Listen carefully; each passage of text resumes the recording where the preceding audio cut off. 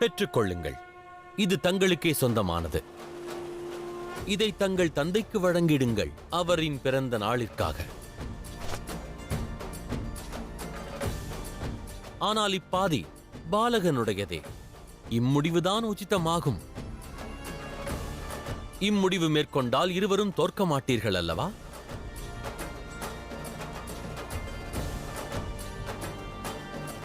பெற்றிடு, இது உனக்கானது.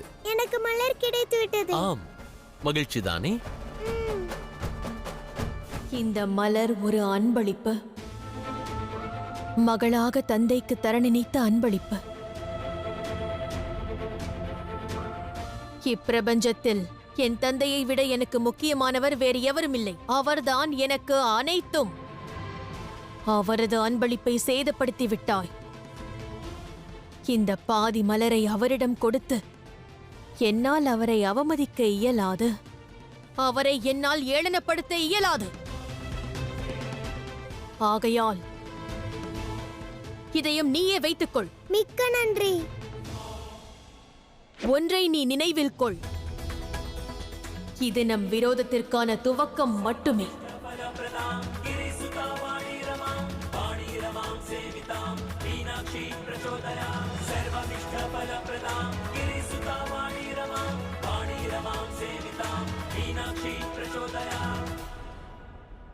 இளவரசி மீனாட்சி,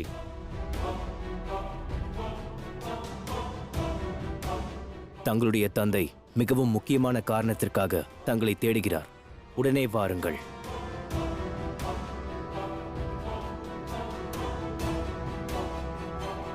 சுந்தரா, என்னுடன் விரோதம் பறைசாற்றிவிட்டாய். அசுர அரசரின் மகளுடன் விரோதம். இதற்கு உனக்கு மரண தண்டனை தான் கிட்டும். இதற்கு உனக்கு மரண தண்டனை தான் கிட்டும்.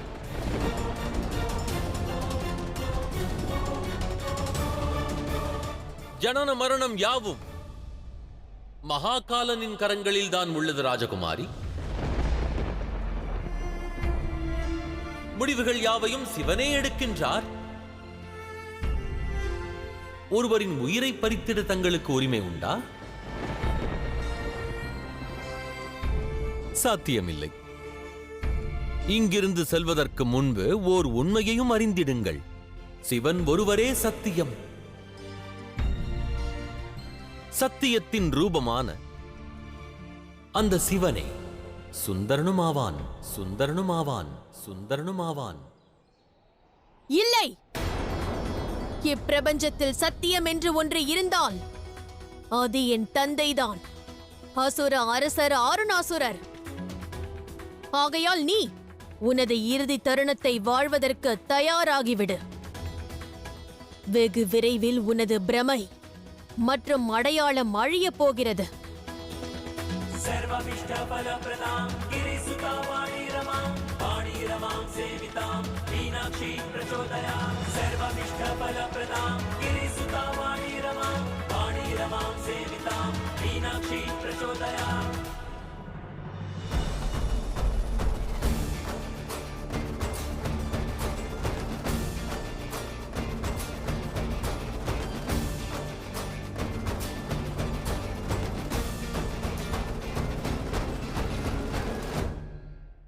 அசுர அரசருக்கு பிறந்த நாள் வாழ்த்துக்கள்.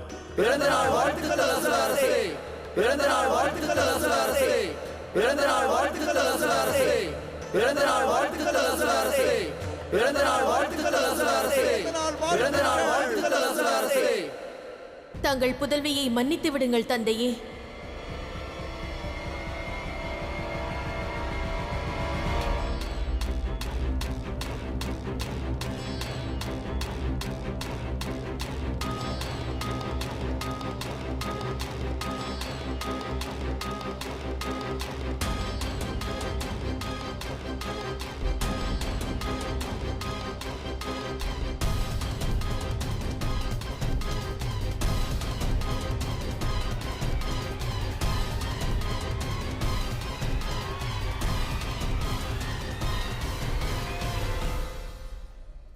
தந்தையே, தங்கள் பிறந்த நாளுக்கு அன்பளிப்பாக இரத்த கமலத்தை எடுத்து வர சென்றேன். ஆனால் அதில் தோற்றுவிட்டேன். அந்த பிடிவாதக்காரன் அனைத்தையும் சீர்குலைத்து விட்டான். என்னை மன்னியுங்கள் தந்தையே.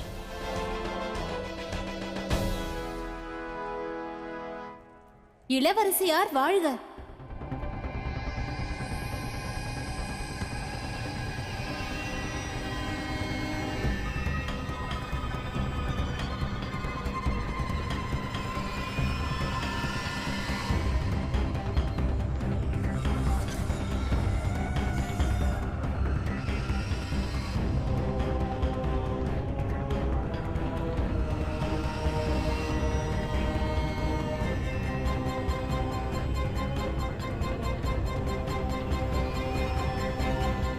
தங்களுக்காக இதை ஒருவர் கொடுத்து சென்றார்.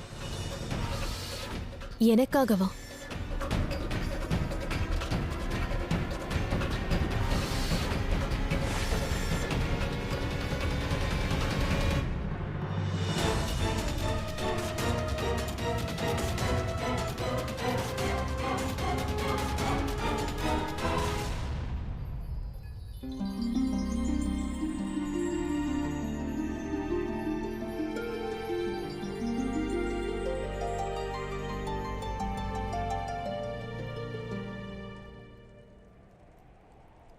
இதை யார் தந்து சென்றது? பெயரை கூறவில்லை. ஆனால் இதை தங்களிடம் கொடுத்தால் தங்களுக்கே யார் என்று தெரிந்துவிடும் என்று அவர் கூறினார்.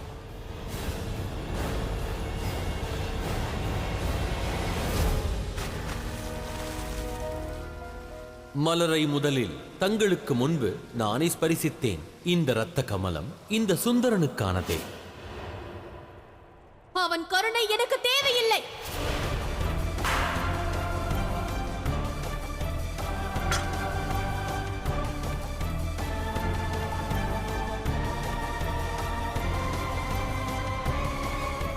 தந்தையே, இக்கணமே சில வீரர்களை என்னுடன் தாங்கள் அனுப்ப வேண்டும்.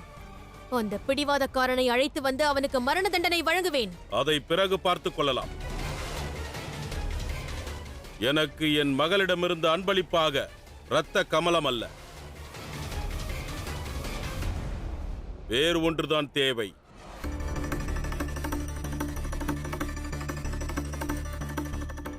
உனது தந்தையின் விருப்பத்தை நிறைவேற்றுவாயா மகளே? தந்தையே, தாங்கள் என்னிடம் என் உயிரை கோரினாலும் சரி, தங்கள் விருப்பத்தை நிறைவேற்றுவதை விட மகத்துவமானது எனக்கு வேறு ஏதும் இல்லை. என் சுவாசம், என் வாழ்க்கையின் அனைத்து தருணம், என் உடலில் உள்ள உதிர துளிகள் அனைத்தும் என் தந்தைக்கு நான் சமர்ப்பிக்கிறேன். கூறுங்கள், தங்களுக்கு என்ன வேண்டும்?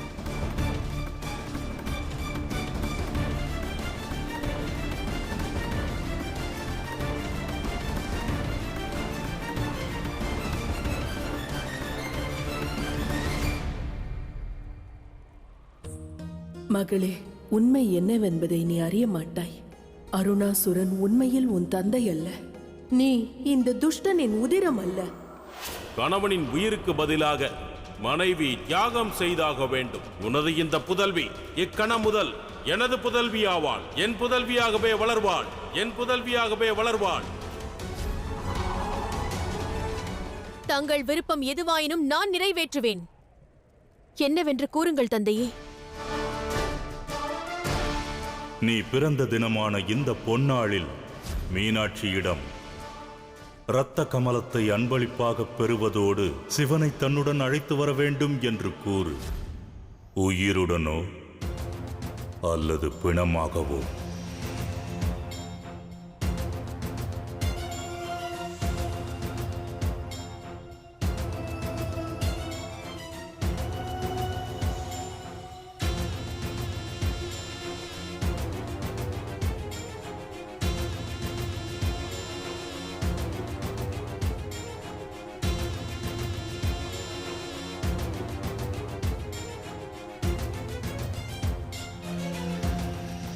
கூறுங்கள் தந்தையே, தங்களுக்கு என்ன வேண்டும்?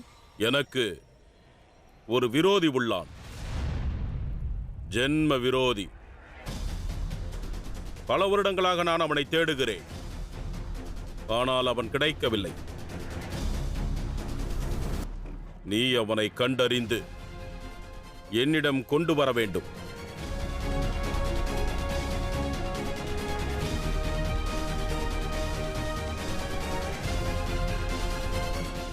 தாங்கள் அவன் பெயரை மட்டும் கூறுங்கள். சிவன், சிவன், சிவன், சிவன்.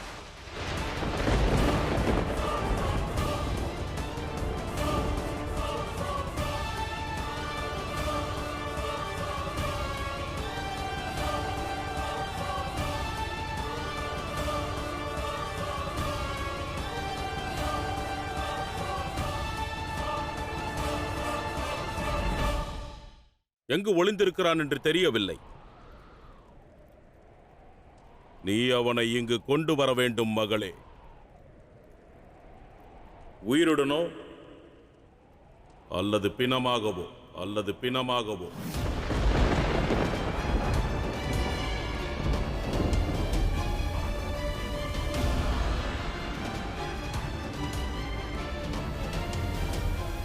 சிவன்,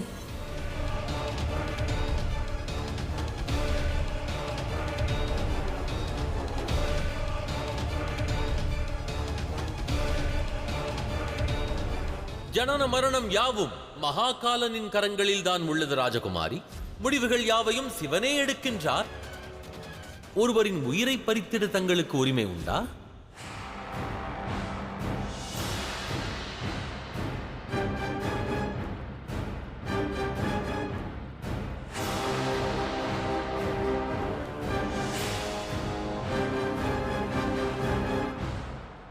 என்ன ஆயிற்று மகளே?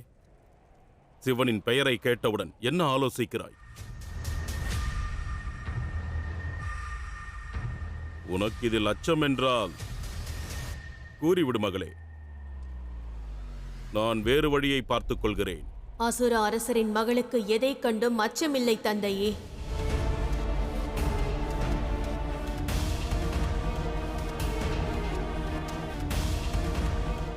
இப்பிரபஞ்சத்தில் தங்களை விட முக்கியமானவர் எனக்கு வேறு எவரும் இல்லை. தங்கள் மன விருப்பத்தை நிறைவேற்றுவது என் கடமையாகும்.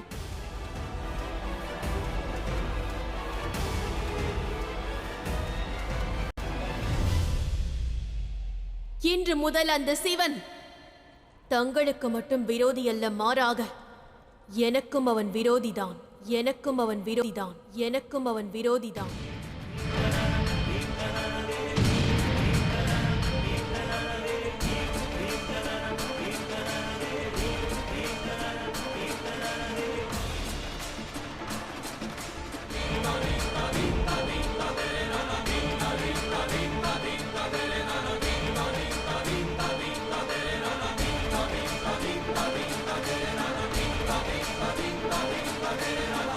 எந்த சிவனை இவ்வையகம் மகாகாலன் என்று அழைக்கிறார்களோ அவன் தங்கள் முன்னிலையில் தன் உயிருக்காக யாசகம் கேட்பான். நான் அவ்வாறு செய்ய வைப்பேன்.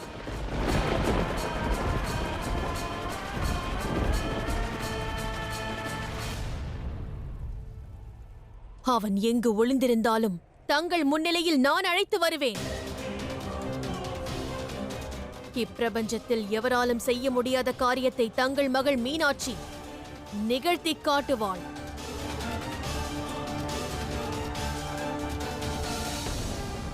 தந்தையே, இது எனது வாக்குறுதியாகும். தங்கள் பிறந்த நாளுக்கு அன்பளிப்பாக நான் தங்களுக்கு தங்கள் விரோதியான அந்த சிவனை தருவேன்.